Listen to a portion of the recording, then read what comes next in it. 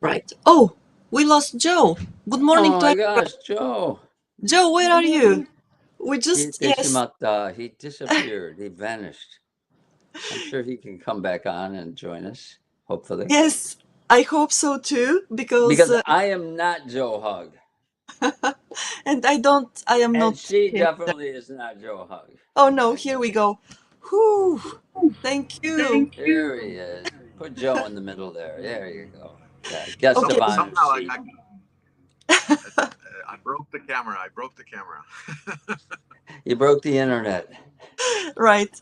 Okay, let me say good morning to everybody who is watching us on YouTube, also LinkedIn, Facebook, and listening to us in Clubhouse. It is Wednesday, October the 23rd, and we have once again our very special guest, Dr. Joe Hug, to talk about Japanese small and medium enterprises and also talk about startups and see what is so very special about these Japanese companies that we can all learn from. So, thank Yes. you very much for being with us again, Dr. Hug. I'll call you Joe. Just Yes, for yes, yes, to humanize you please. even further. Yes, Doctors are human too. they are indeed. And we know that for sure with We know Joe that from here. Joe, Yes, yes.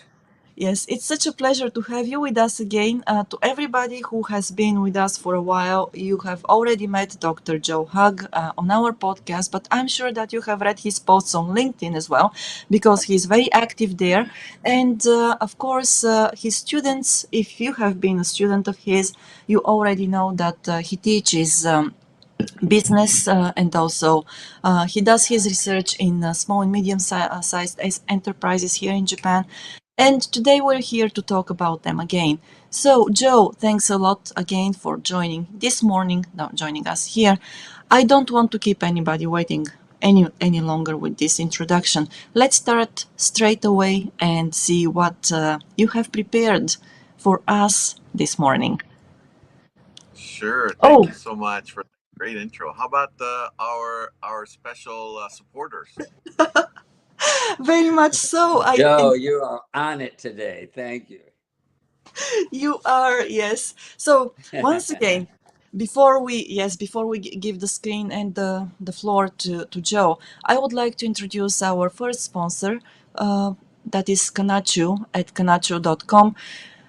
You have already heard us, but let me tell you once again that the company offers services to individuals in English and in Japanese. Individuals who want to buy and sell real estate in Tokyo and Yokohama. They also do rentals in Yokohama to individual customers. The company also does property management and investment property. And if you want to work with them, because they have been here, they have been around for 40 years already, and we have a very special friend working there, that is James Howell. So please reach out to him and talk with him at james@kanacho.com. So thanks a lot, James. Thanks a lot, Kanacho, for being our sponsors. It's a pleasure to have you here with us every week, twice a week, Yeah, actually. yeah, and just a quick Yes, yeah. word.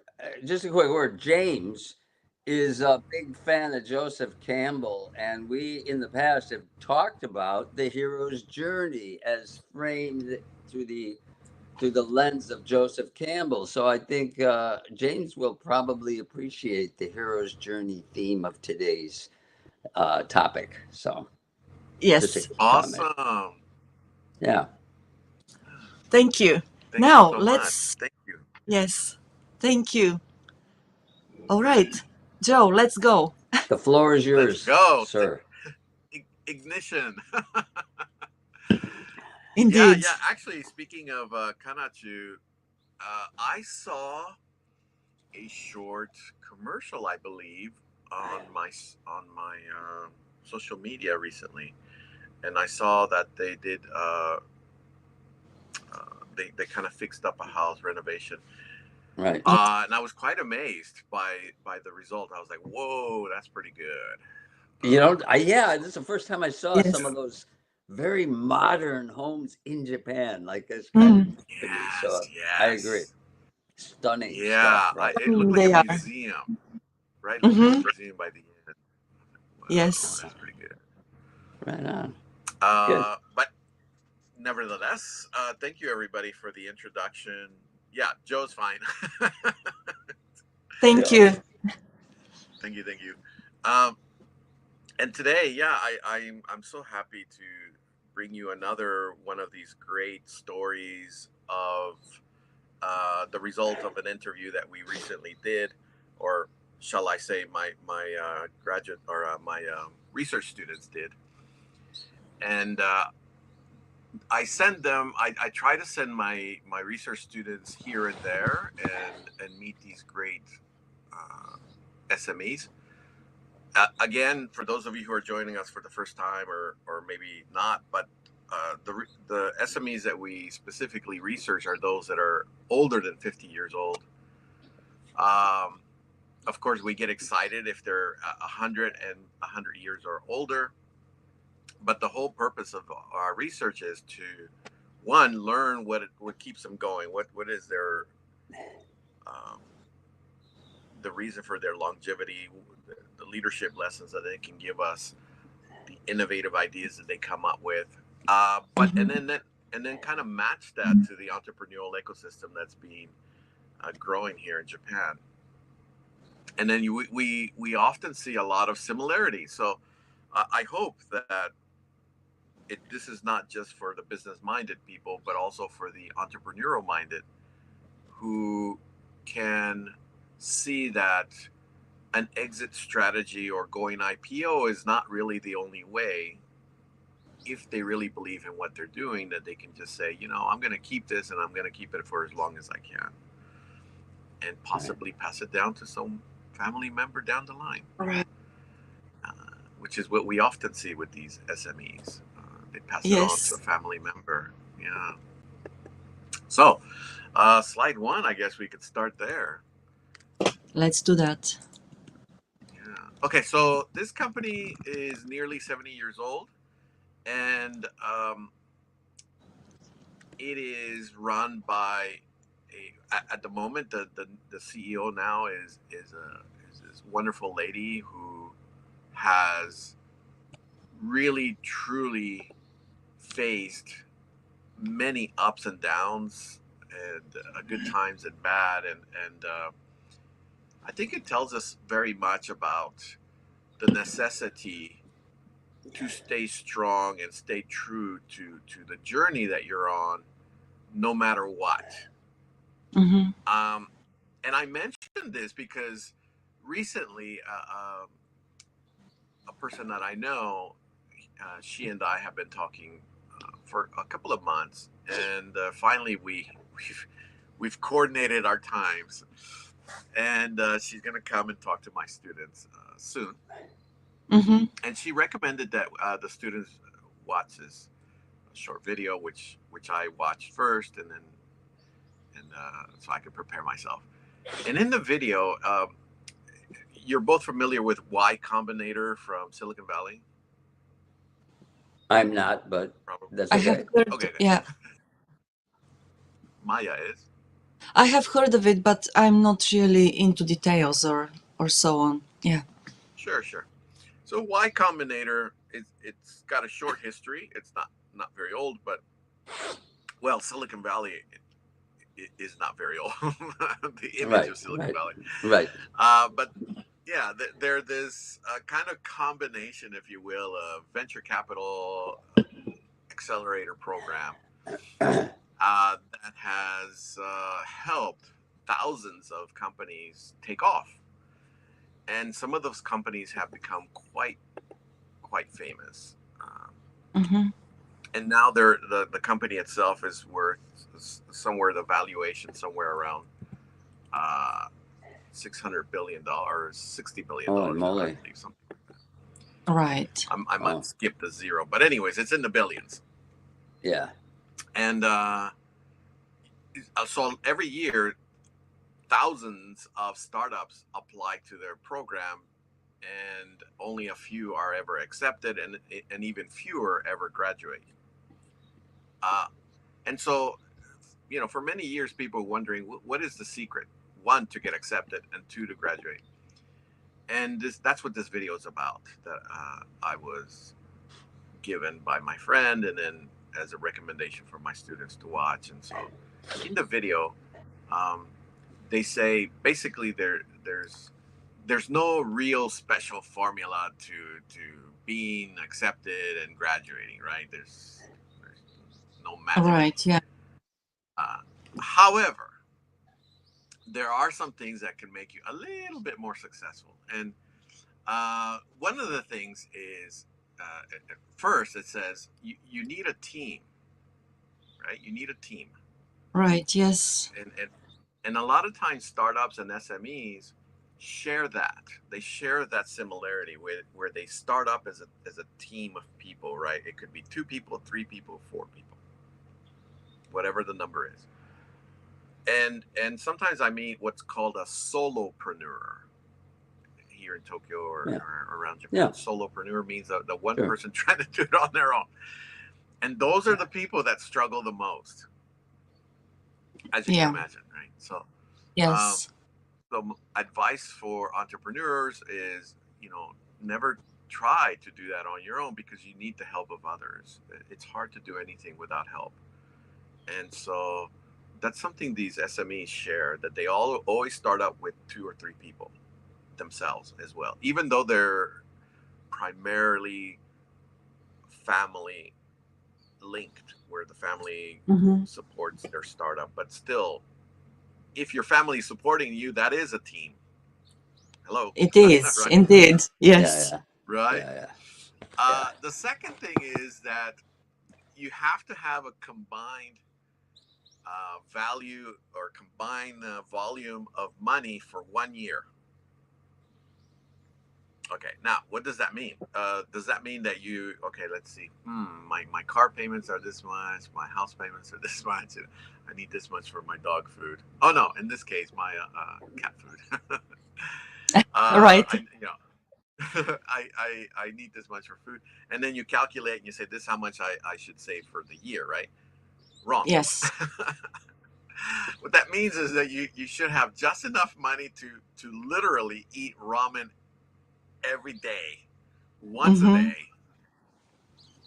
and basically Instant live in an ramen. apartment with, yeah, instant ramen. Yeah, not the good ramen. and, and put yourself in a position where you're really hungry, um, so that you can focus on your startup, so that you can focus on what you're trying to do. And then today we're going Mm-hmm. to talk about that with this SME. Yeah. Okay. Um, have any of you ever heard of the poems Leaves of Gold? I don't think I am, or I have. It No. sounds like a country western song I heard once. No, I'm. Doesn't it? Something Johnny Cash would Yeah. sing. Yeah. Well, I'll tell you, it's a famous book of poems, for any of you who are avid poem readers. And I happened upon this book when my father's mother passed away. She would have Mm. Yeah, she would have been my grandmother, I guess. Yeah, yeah, Yeah, on the that's your father's grandma. side. And she had this book, and that was one of the things that they passed on to us, right? Mm-hmm. The book. And I A read it, beautiful and I thing. think at the Yeah. time I was 10 years old. I think Yeah. in that book there's a poem called um, "Tiger Tiger," Tiger, tiger. and Okay. yeah, and I don't remember the exact words, but it talks about this tiger having the hunger, and that at its peak it can be the best at hunting because it's hungry. Yeah. There you go. Right. Right. Right. The Right. motivation. Yeah, you need that edge, man. Yeah, it's funny. I don't know if you ever watched Shark Tank, but Yes. and that used to be one of our indulgences, and I know a lot of it is contrived and set up, but often a lot of them would say, "Wait, what are you doing? No, we want you to live and breathe this." Like they were specifically looking for hungry people, and like even sometimes they say, "You know what? Your business plan has some shortcomings, but you look hungry." And so I believe in you, so I'll invest in you. So it's kind of an interesting, and I did want to defend us proud solopreneurs just for a second, okay? Um, I was a proud, I was a proud solopreneur, but I understand the point you're making, and the point you're making is if you do it on your own, you can't grow exponentially. Mm, You limit the amount of work you can do, yeah. and for me, that was the trade-off I was accepting, to be able to not worry about other stuff and just have my freedom and my niche, my limit, the limit of my product within my abilities, right? So solopreneurs like accept that. Or if you're thinking, but if you're trying to grow your company, you can't have that solopreneur mindset at all, right? So just my little comment on the side. Some of us actually like being limited in our scope, uh, The Right. outliers. The the outliers. freedom love. We're Yeah. cowboys, man. We're just Mm. cowboys. We can't help it. Yeah. Yeah, No, no, because for some absolutely. people, yes, I mean, for some people, it's also, managing others is a lot of work and effort that they would prefer to dedicate to other things that they're actually maybe Yeah. better at. Yeah. Yeah. So, yeah. It's all about what you want. But yeah, totally get your point, Joe. I'm not disputing what you said. You are absolutely correct that Mm, if you yeah. got that mentality, then you don't pretend you're going to grow a business, because you're not. Yeah, Mm, that's a really good point you made. So, Yeah, yeah, and and there's only so many hands and hours in our own lives, so right, right. having a team helps. Certainly helps. For sure, for sure, Uh, for sure. but yeah, but you're right. It's not, there are opportunities where you can do things on your own. Obviously, social media has helped many with Yeah, that, right? Where facilitate that. they Yeah, become, yeah. yeah, where they become YouTubers. popular, yeah, or big on their own, right? They Yeah, oh, do all the yes. Yeah. yeah. prepping and delivery of service. Um, Mm-hmm. yeah, okay. Back to the video. So 1 year's worth of cash, right? So team, 1 year's worth of cash. The other thing is that Y Combinator is looking for people that have or are about to quit their jobs, Mm-hmm. which is the big step, right? The big step Yeah, is: are you talent. really ready to give it all up? Are you that serious? Yeah, Um, Including part-time jobs. So it isn't some of the, it isn't one of these. Okay, you know what? I'm still going to keep my part-time job so I can, pay for All right. my motorcycle payments. right, Yes. right, right, No, right. no, no, no. You got to give it all up. So that's really what they're looking for. Y Combinator. Okay, now why did I begin with this story? Because that kind of reminded me as I was listening to the interview transcript again over the last couple of days in preparation for today. I thought, oh wow, that sounds a lot like this Y Combinator story, and the Mm-hmm. need to really Mm-hmm. be on the edge, because sometimes we hear these stories as SMEs that we interview, but they've already made it, Yeah. and we rarely get that backstory that we're looking for sometimes, Yeah. and we got it this time. So I'm so happy to share it with you. Okay. Unfortunately, as always, I cannot say the name of the company That's All okay. right. No without problem. We without don't their need to know. permission. Sure. Of course. In Of the course. future, however, if the audience is interested and the CEOs that we interview are also equally Mm-hmm. interested, I would love to begin to share some of the names, or even get a Right. like a short video message from the CEO would be nice. That would be great, Uh, actually. Yes. right, Yeah. right, yeah, that would be Yes. nice. Great. Very much so. So Yes. let's begin the journey. Slide 2, I suppose. Yes. Here we go. Yeah, thank you so much. Okay, so this is the philosophy, and again, I kind of changed some words, and you know, to keep the privacy of the company. But their philosophy is working with materials, and I'll explain what that is, to bring happiness to others and really contribute to the lives Mm-hmm. of people in general. Their mission, they broke it down into spirit, execution, and patience. I really like it. Spirit, the mental strength, very entrepreneurial, right? Yeah. Make anything that is impossible into the possible. Ooh, I love that. Yeah. Execution, obviously, taking the first step of courage, huh?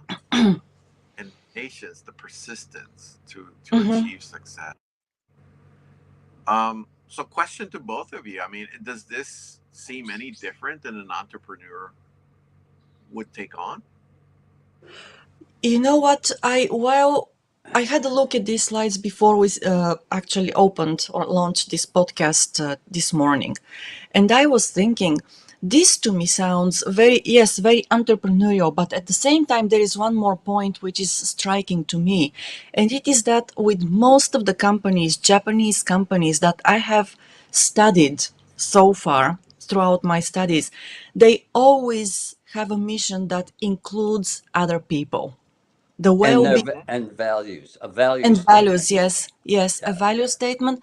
And they always, their mission and value statement includes, the well-being or happiness of others, which is fascinating to me because I wonder whether, and honestly, I haven't studied, the missions of so many companies in other parts of the world, but I have read a lot of cases about Japanese companies, and this is one shared feature they have. So I Mm. wonder whether this is something typical for entrepreneurs in other parts of the world as well. And maybe Joe, you have some knowledge there. yeah, So is it the same thing for people who want to start businesses all over the world? yeah. Now That I'm coming Maya, back. I totally agree with what you just said. Like to me, this is typical in Japanese companies, even the big ones, the Hondas and the Toyotas, and I rarely saw the dedication with, for example, the counterparts at GM, and I think it's changed since. But they were more focused on results and getting stuff done than having this flowery mission. But to the Japanese, it's almost like religion.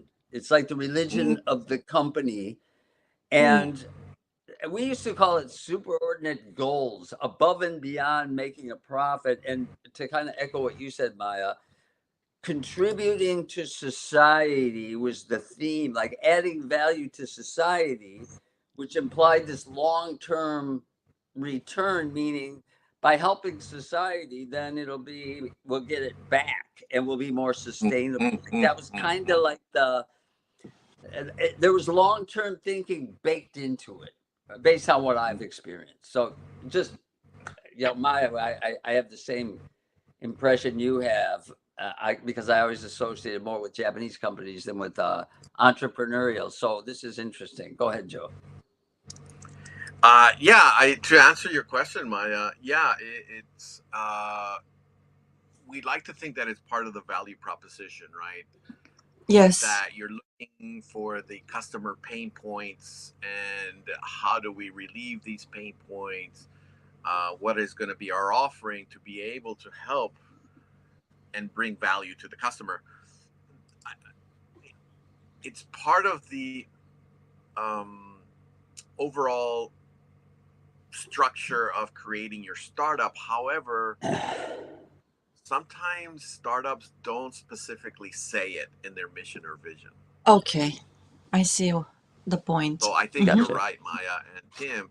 It's it seems to be where in Japan they're explicit about it, Yeah. whereas startups in other nations, U.S. because I'm from the U.S., don't always do so. Right, I Although see. it is part of the creation, right? It's part of the Hmm. infrastructure. Yeah. Yeah. Yes. Yeah. So I saw this and I thought, which is when I asked you, but I looked at their mission of spirit, execution, and patience, and I thought to myself, geez, this could be a startup, right? This, if you're reading Yeah. this, you're Interesting. Yeah. Yeah. exactly like a startup. um, and this is the intersection that I talk about, right? The Mm-hmm. intersection where these shared ideas between these hidden champion SMEs and entrepreneurs. Great. Okay, so let's continue on this little journey, and then we'll go to the next slide. Maya, thank you. And I'll start it off a little bit, but we're almost at the halfway point. So Okay. Man, you are on it today, Joe. You are Jeez. I am. awesome. Better than me. Oh, man. I'm dropping the ball. Thank you I'm so very telling you, much for that. I'm enjoying that. Every We've time got I you come back, I trained. really You've been on our podcast enough now where you know the yes, you know the plan, right? So Right. thank you. Okay, while yes, I'm, yes. yes, introducing our second sponsor, thank you so very much for this, Joe. I appreciate it.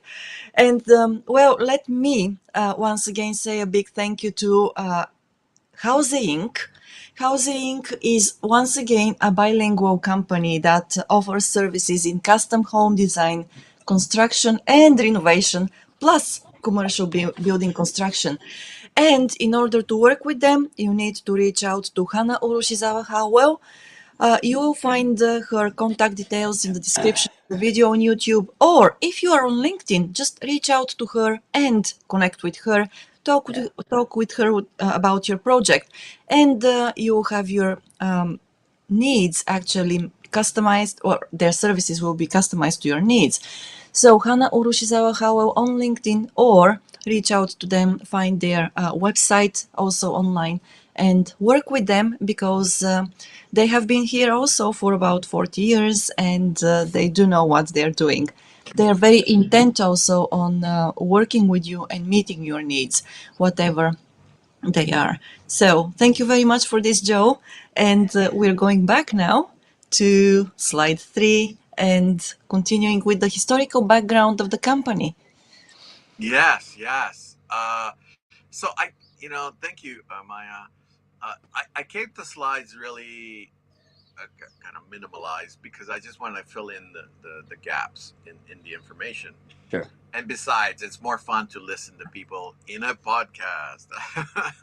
Yeah. Okay.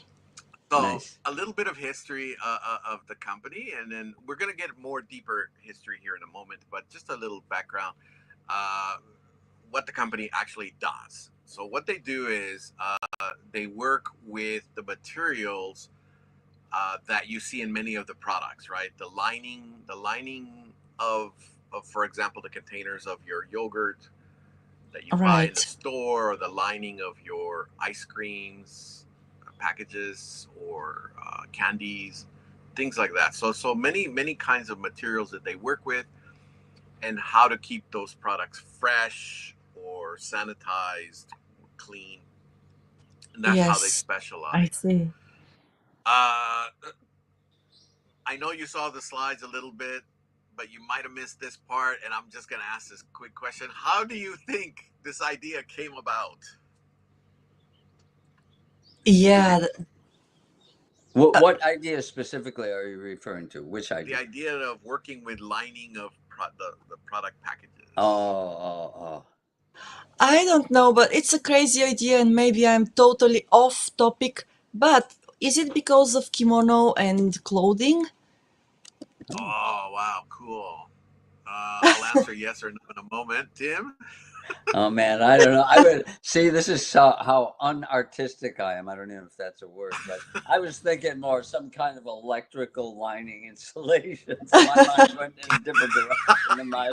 But Maya gave a much Wow, better very answer than I technical. did. I worked in automotive, so we used to deal with stuff like that. But go ahead. I know I'm wrong. Hey, Maybe I am, use Tim. use use what you know, right? Use what you Right, right, know. right, right. Uh, well, unfortunately, you're both way off. Oh, but okay. Okay. but to be honest, if I were to guess, had I not known the company, and even I consider myself one of those visual learners. I love visually understanding things. I still wouldn't have guessed.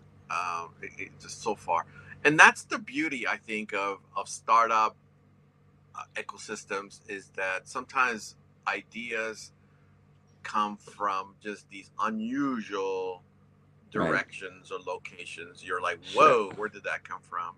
Right. Right. Right. And again, this is another shared similarity with SMEs. Mm-hmm. People might think, oh yeah, SMEs, it's a simple idea, and they just built upon it. No, not really. Sometimes it just comes out of nowhere. Yeah. And so, to me, I found it interesting. I did not know that this was a thing. I thought, for example, the yogurt company made their own lining. You know, they Yeah, make the yogurt, they right. make the package, they make the lining. Hey, Yeah. but that's not the case. Uh, and so there you have it. You learn something from these interviews, uh, and you So it begin to was yogurt. appreciate the product. Yogurt was the answer. No, no, no. Oh, No. okay. I Okay. just happen. I just have. I just happened to pick yogurt, but Okay. Okay. Okay. Because we have a but the next Bulgarian time in you the do house eat these here. products, Yes. Definitely so. the next No, time but what you buy them, yeah, you were wondering. I'm wondering, no, I'm wondering because even now, I mean, we consume yogurt at home, every day. Yeah, I'm from Bulgaria, after all, Of so we course. there you cannot go. live without yogurt. But the thing is that when I open a new cup of yogurt, and no matter how much I have tumbled that cup of yogurt before I opened it, Never been when competitive. I actually, yes, when I get, I open the aluminum cover, there is like, it's sealed, right? Yeah. So there is absolutely no yogurt on it. So, and I always wonder, how is it possible? Because sometimes, when the cup just turns down, and then you imagine it's logical that the yogurt which is in it, it is semi-liquid, right? So, and then it touches that seal, aluminum seal, and then once you prep it up, once it is yeah, like 90 degrees on the ground, and I open the seal, then there is nothing, no yogurt, no traces of yogurt on the seal. That's hilarious, Ma. You're like a yogurt aficionado. You're like I'm an Yes, I expert on am. I yogurt. am not like that. I am actually. No, She's but to looking at me, the because details. right, but again, it is part of the packaging, right? And this is the lining of that seal, of that cover, which seals the cup of yogurt and keeps the yogurt fresh. And so, how do they do that? Actually, Mm, I always mm, wonder. mm. Yeah, I actually saw TikTok. I actually saw a TikTok video about that. Like somebody said, Yes, Japan is in 2050. Look at this, and then they opened the package, and it doesn't stick. You know, right. There uh, is nothing there. No traces of Wow. yogurt on the other side, the inner side of the lining, or whatever. I Oh, mean that. that's Yes. attention to detail. Wow. Of Yes. course, right?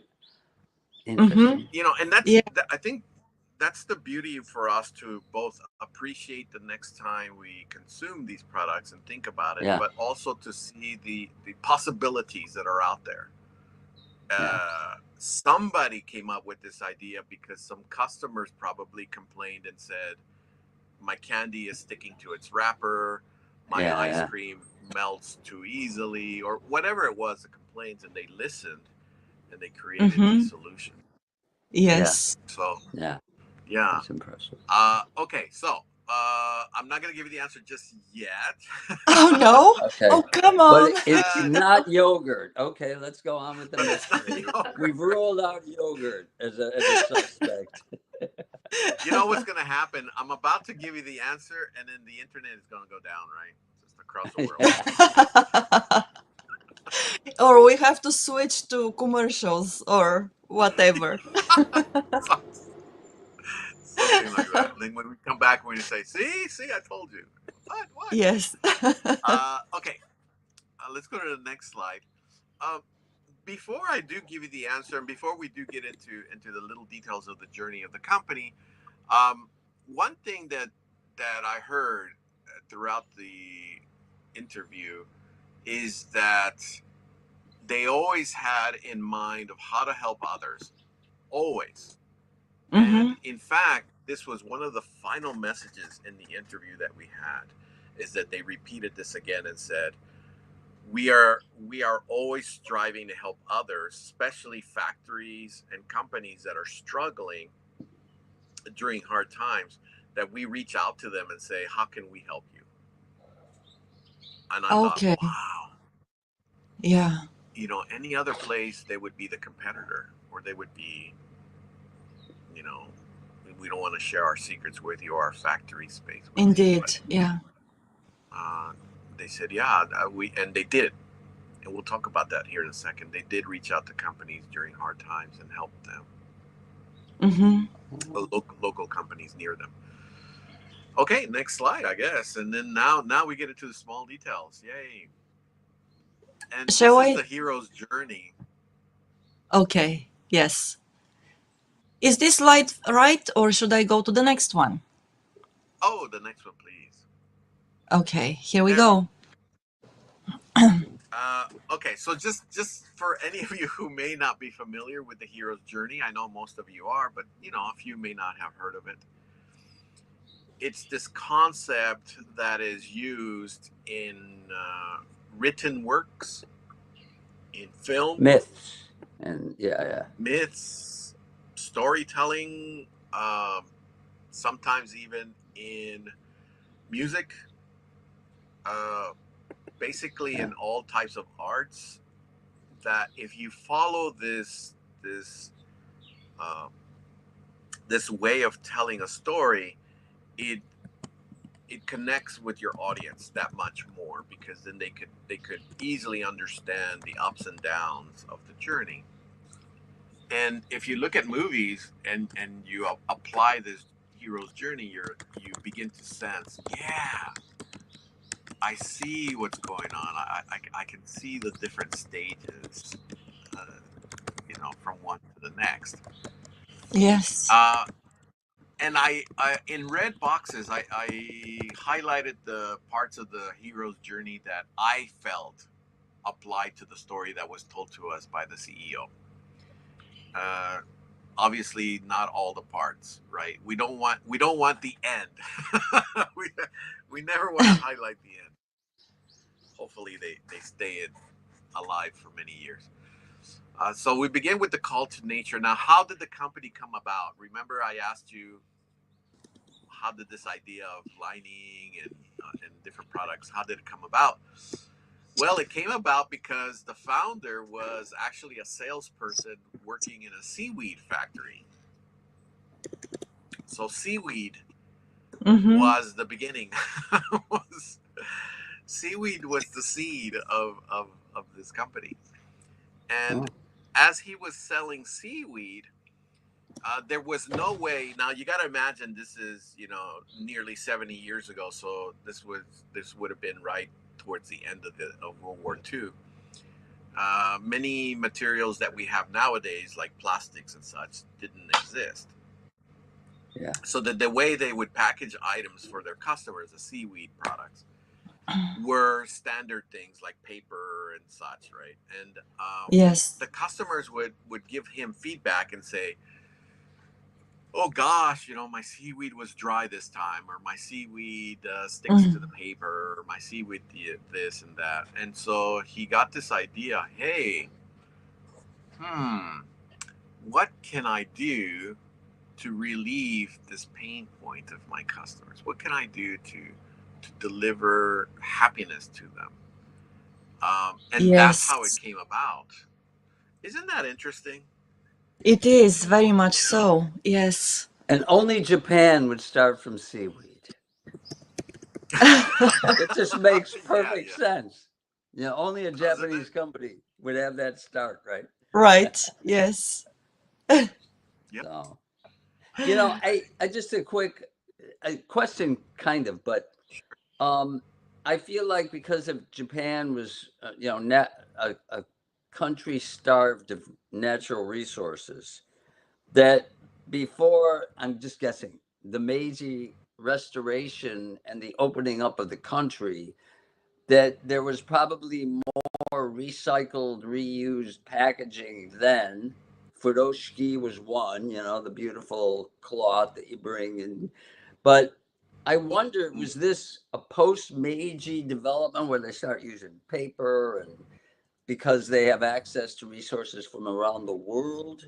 Or was this even earlier than that? In this company's case, no, of course. But any thoughts on that? Right.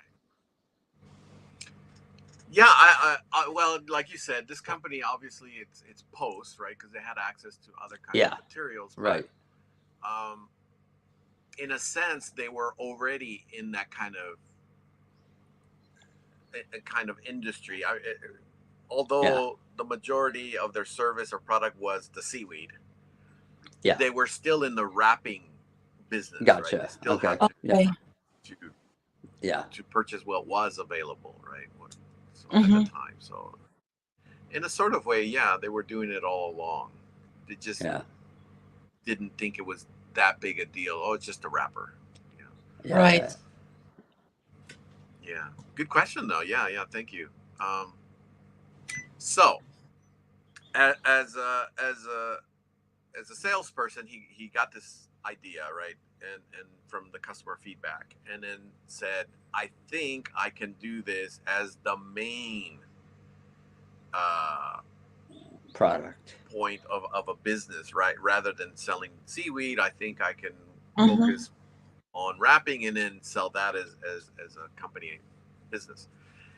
So went now here's where it gets a little disjointed because the subtleties of Japanese, I couldn't really catch exactly the relationships, but maybe I have to listen to the audio again and again. But it seems that he then went to his father and asked for funding because the father had a boot business selling military boots. Mm-hmm. The father said, well, how about selling boots? Let's sell boots Oh, together. So okay. that Boots and there came seaweed. this point. Yeah, yeah. Well, yeah. He was trying to make it on his own, right? Right. Um, so there came a point where he had to one make a choice: stay with the seaweed Mm-hmm. as a salesperson, do it on my own life. Two, join the family business of selling boots, or Yeah. three, go out on the limb. And Yeah. just like Y Combinator, which I mentioned earlier today, Yeah. he took the latter, quit his job, didn't go to the family business, and went out on his own. The solopreneur. The Yeah. solopreneur. The solopreneur, but with the backing of the family. Yeah. Right. So Yeah. so they provided a little bit of funding and for him to do what he wanted to do. Um, yeah, he developed his idea how to package and develop and, and make better products for their customers, and was doing really really well. Uh, the company started to grow slowly, Mm-hmm. organically, and he wanted to bring on people that he could trust, just like any good entrepreneurial company. You bring on the team that's most effective, right? So he Right. decided Yeah. to bring in his son. The problem was that the son had a temper and Mm. would show that temper to everybody in the company. Okay. Yeah, this was the old days. I don't know if both of you are familiar. Maybe Tim and Maya, you're too young, but Tim and I. Tim, you remember the terrible managers that used to kick the desks and chairs and Yeah. Oh, maybe Sure. even throw the Sure. chairs. Yeah. Yeah, Yeah. yeah, Yeah. yeah. Yeah. Yeah. Plenty of those Yeah. stories. I met a few crazies in my day. Yeah. Yeah. So that was the situation where the son would kick the furniture around and Mm. shove people into the wall and things like that. And you know, the family and the other venture capital people who had been supporting him gave him an ultimatum and said, "You fire your son, or we leave and we take our money." And Okay, that's a there tough came one. Mm. Yeah. tough one, right? What do you do? Yeah. What do you do? And so, here's the story of this company that's slowly taking off, doing really, really well, and they get to this point where, it's nearly off this cliff. If they Mm-hmm. pulled out all their money, that the company was going to be done, just Right. gone. Because as you know, in manufacturing, it's all, you know, um, down to the wire, right? Yeah. JIT, just in time delivery, just in time manufacturing, also Yeah. The means just in time process. It's. Mm-hmm. financing as well, right? Yes. So, a tough Thin decision they had margins. to make, and Yeah. they had to let the son go and bring on some better team members. Now, this is interesting to me because I've never gotten this kind of story from any of the other interviews. Um, Huh. Mm-hmm. Normally, they skip this part, the negatives, the Yeah. dark side. Okay. Yeah. The dirty So I was so laundry. happy. The dirty laundry, yeah, yeah. I was quite happy to get this and for them to be kind enough to share it with us. They didn't have to. Yeah. Um, so it was certainly something different, and I appreciated the company that much more. Uh, okay, so they recovered from that, right? The son, they had to let him go, and they recovered. And wouldn't you know it, bam, the Snow Brand episode. Do you both remember the Snow I Brand episode? remember it. I used to eat Snow Brand yogurt, but I lived here when that happened. I remember that was what, 80, when was that? Yeah, 80s. I think it was in the The late 80s, maybe. early mid 80s. I left in 87. Maybe it was after I left, but I remember that being shocked by it. Yeah, No, my I have only heard of this, but I don't really know the details of what happened. yeah. See, that's what happens when you're too young. See, It's Well, I have to bliss. say, yeah, I wasn't in Japan at that time. So for me, news about Japan, they You were weren't even born yet. Come on, you were yeah, you're uh, young. born. I wish I weren't, but well. Well, there came an episode where Snow, and again, I don't. This is not the exact details, but Snow Brand. Some people got sick from some of their products. Yeah. There were some deaths, um, and they shuttered many of their processing and stopped Hmm. sales of many of their products. In fact, it was so tough on Snowbrand that it's taken them a while to recover, and Yeah. still Oh. they're not back to where they were, even Yeah. now, Mm. Yeah. because people relate, they remember that Right. episode. Still. Hmm. Uh, Right. Now, how does this connect to this SME that we interviewed? Is that the SME was providing with them, um, with the lining, the Ah, lining of Right. the products. So gotcha. when Snow Brand stopped producing, it really affected this SME, right? Because Snow Yeah. Brand happened to be one of their largest customers. Yeah.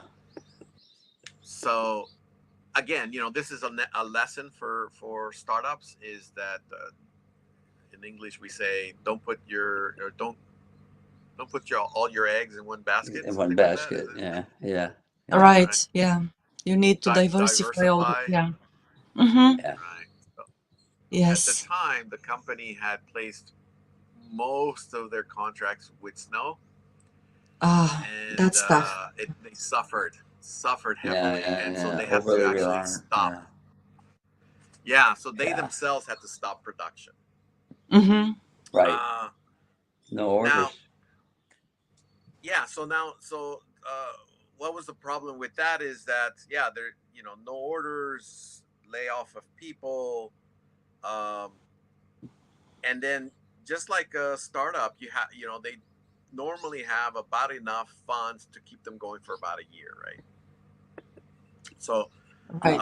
they were in a hard spot, and most of the senior executives told the president. Now, by this time, by the way, sorry, by this time the president became a female.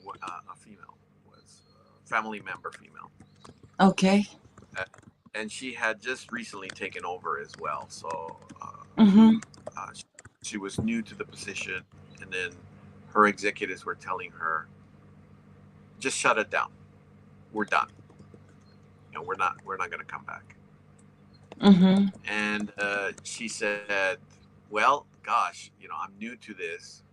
My senior executives must know what they're talking about, and I suppose that we need to shut down." And what did she do? Not shut down. Yeah. Yeah. Right. Hey, I just wanted to, so Douglas Campbell, a friend of ours Yes. Yes. and a friend of the show, said he remembers somewhere in the early 2000s. And you know what? He is right. I'm wrong. It wasn't the 80s. It was my feeble memory remembering it back then. But I remember Yeah, I mine used to too. eat Mine their too. I used to take their products, but it was 2002. So Douglas, thank you for correcting us. You were Yeah, right. thank you. And Yeah. but I still remember the shock because I used to eat their yogurt. I was living in the U.S. at the time, so we always had their yogurt. I thought it was a good product, so that's what really that's what really got me. So, okay, Mm. just to clarify that. Yeah, great. Yeah, great for yeah. Thank you, thank you. Um, Yeah, thank you. so yeah, so she was new to the position, and here are these senior executives telling her to shut it down. And I think that's another good lesson for startups is that sometimes you got to stay the course, right?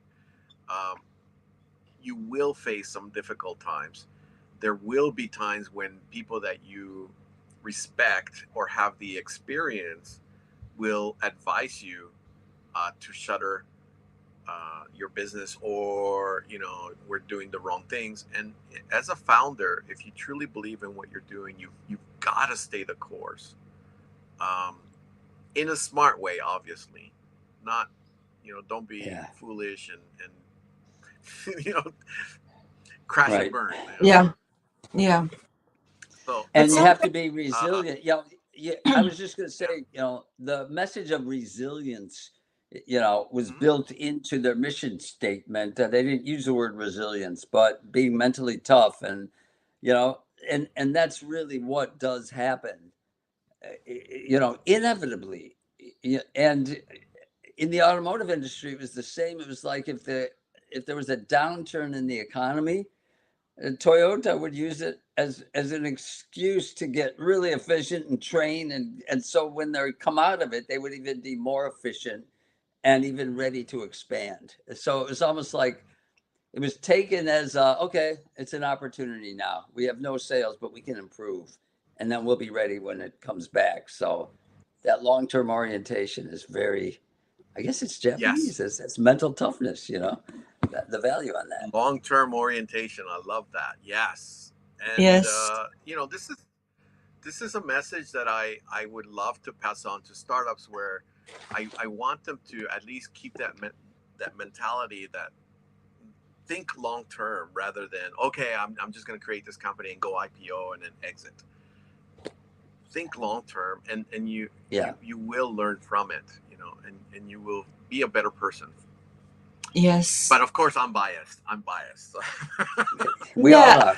We We all are. are. We all are. But I also think that it's very important to have that a certain level of inexperience as well, and not just that, but also the bravery and the Being too dumb to not know what you can't do or what you can't right. do. Yes.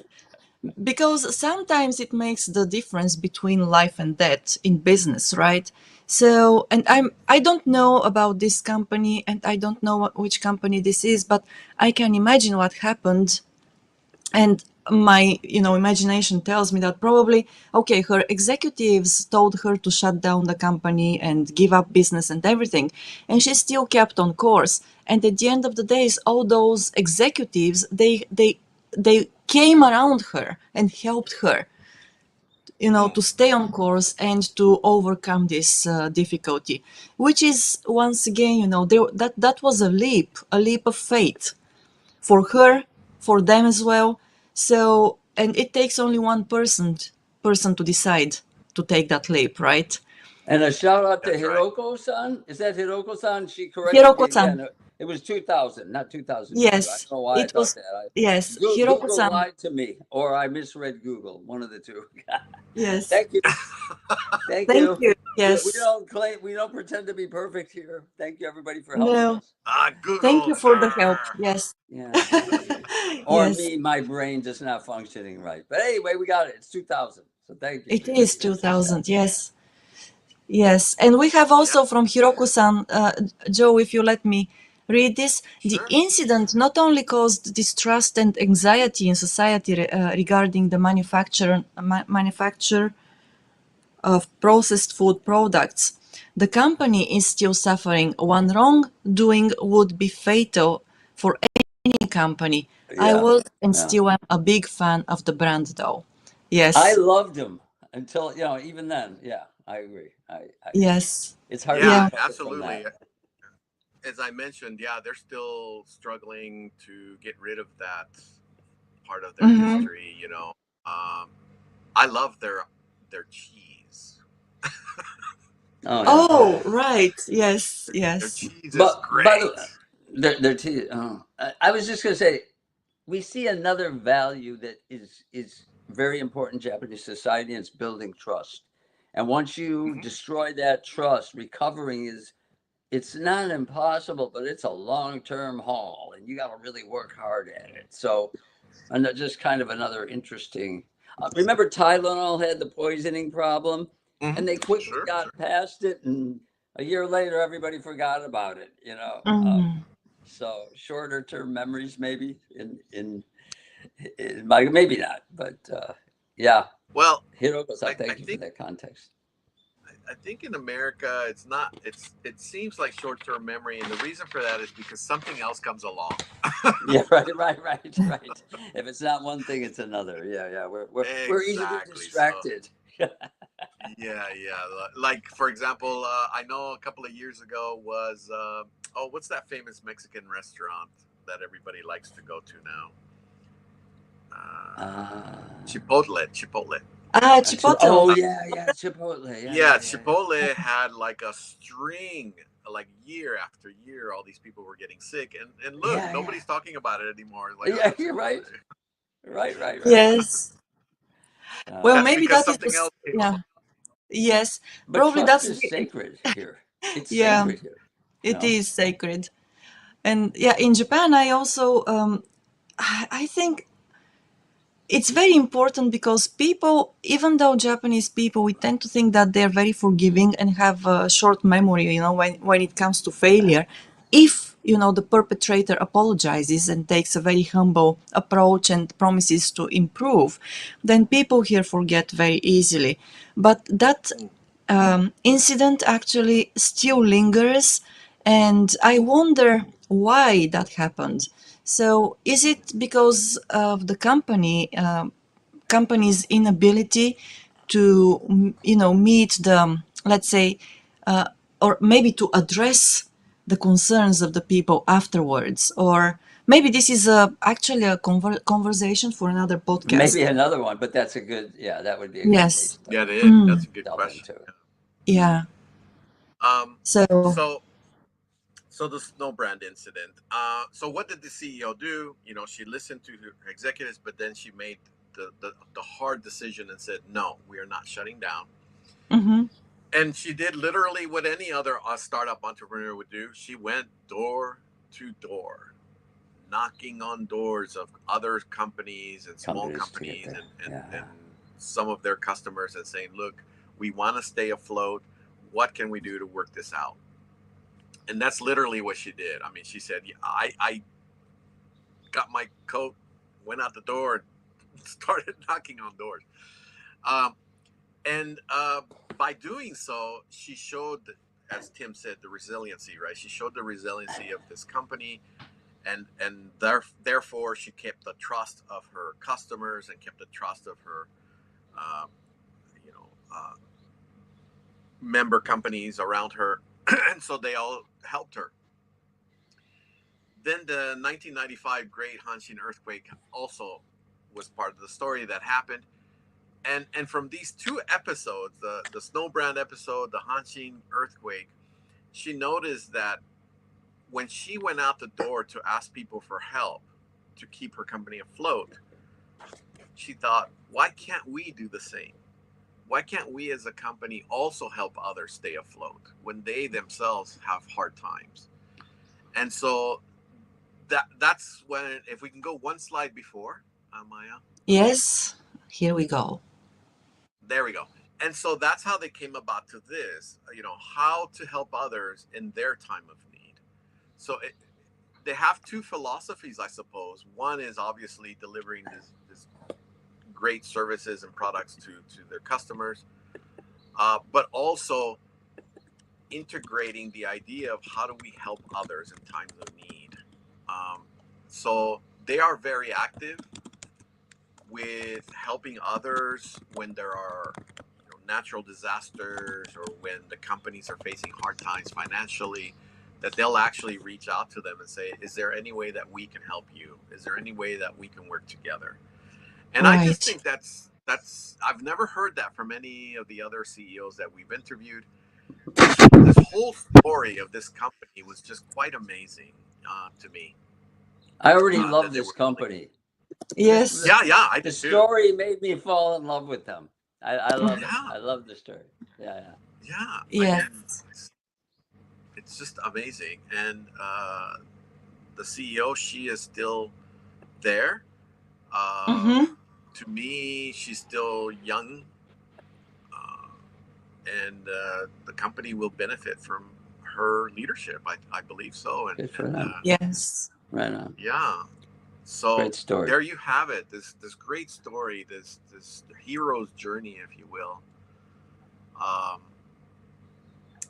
we interviewed nearly 10 companies this time around, but this one to me really stuck out because we rarely get to hear the dark. Right? We The always hear the dark, good yes, news. side of the story. Yeah, yeah. Yeah, yeah. Yes. Yeah. No, but this is such a beautiful story too. And as Tim said, it is inspirational as well. And when I say inspirational, to me as a customer, I would love to use the products of this company. And the thing is that, I believe that, as you said, Joe, in the beginning of this podcast, when entrepreneurs set up their own business, they have this idea of helping the society and helping the people around them. Not many of them, or maybe some of them, don't express that explicitly, right? Don't say that explicitly, even though that is one of the main ideas and the reasons for their starting up businesses. But I also think it's probably a reason. One of the reasons for that is the age, because when people are still young, in their 20s, maybe 30s, even early 40s, it they don't feel like having to say that explicitly, right? Mm. But once you move on, yes, Tim, thank you so very much. Tim needs to leave. I gotta run, but Yes, thank you. I enjoyed today's yes. talk. All right. Thank you, Thanks. We'll everybody. see you again. Yes. But the thing is that, well, the more experience we get, basically, the more we feel like we need to give back, right? Mm. And that's, of Mm. course, as business leaders at that point, it's also good to say it out loud and to say that your Mm. company is trying to do that. But I don't know how to. Maybe I'm not expressing myself very well here. The point I'm trying to make is that as young people, when people are young, they have their ideals and they move towards those ideas. Sometimes the journey, or most of the time, the journey is not straightforward. It is, it is more like a spiral and so on. But once you get to the point of getting a certain level of experience, you really feel like giving back, really giving back.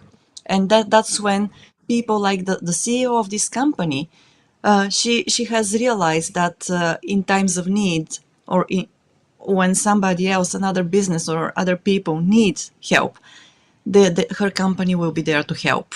And Mm. they are actually very open about it, right? It's part of their DNA nowadays. Yes, yes, yes.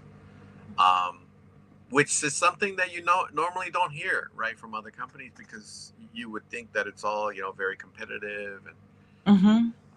they're just out really on their for themselves. But no, it doesn't seem like that. And it's a lot of shared values that entrepreneurs also share in the very beginning, right? Mm-hmm. All these companies, famous companies, a lot of famous companies used to share the same house together, um, Yes, yes. and survived together, and got to know each other, and then they went out on their own journeys, and became the companies that they are. But in the very beginning, they helped each other. So uh, some similar stories there, Yeah. and I guess that's what drives me to come and share the stories with you on podcast, because And I'm so I want to very, share. yes, yes, I'm very grateful to you, Joe, for doing that, because there is a lot for everybody, a lot to learn from Japanese businesses and their values. And I'm not saying that everything is, pink clouds and roses in Japanese businesses either. Of course, there are things, that sometimes work, sometimes don't. But I think that the positives are more than the negatives. And as long as we, understand that and get what works for us, from those values here in Japan, then probably we'll be on the right track. Yes. Yeah. Well, Okay. that's it for So my story today. Thank you so much, everyone. Yeah. thank you indeed. And well, it was a pleasure listening to this. And once again, we are not going to disclose the name of the company. Some of our Japanese viewers or listeners may have guessed who that company is, and if that is so, all the power to you. But yes, inspiration is there. There is a lot that we can take, what we can have as a takeaway from that. And again, I would like to say thank you to our sponsors this time, to both of them, Kanagawa Chuo Jutaku, or Kanchu. James Howell at you can reach to James at james@kanachu.com, and also Houze Inc. and Hannah Oroshizawa Howell. You can find her on LinkedIn. Please do not hesitate to connect with them and talk with them about your projects. Your project may be just in a very initial stage right now, but they sure will help you work through it and find the best way to realize it. Thanks a lot, and we're going to be here once again very soon, actually, this Sunday morning, talking about Japanese politics, and then next week on Wednesday as well. And we'll have Dr. Joe Hug with us very soon again. I think it will be actually on November 6th, right? So, very much looking Yes. forward to that episode as well, Joe. Thanks a lot. All That's right. all for Thank you. Thank today. you for your time, everyone. Thank you. Enjoy the midweek.